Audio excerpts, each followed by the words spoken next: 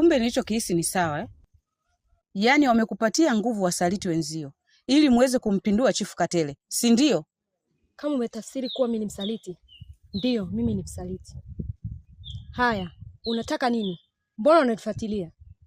Unaniulizaje hayo maswali? Hali ya kwamba unajua mimi ni mtabibu wa hii maya na pia ni mlinzi. Mchawi yoyote hawezi kudumu katika hii maya. Sasa nataka nikuonyeshe kwamba mimi ndo Bikarash.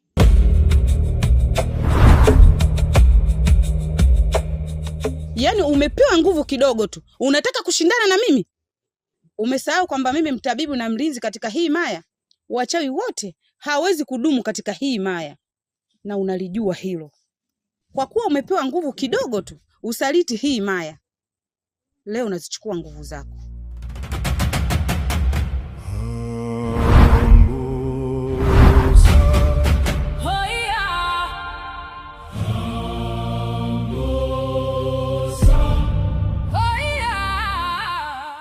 Nilipo mimi na Kilembo, huwezi kumfanya chochote huyo, kwa sababu huyo nguvu zake zimebarikiwa.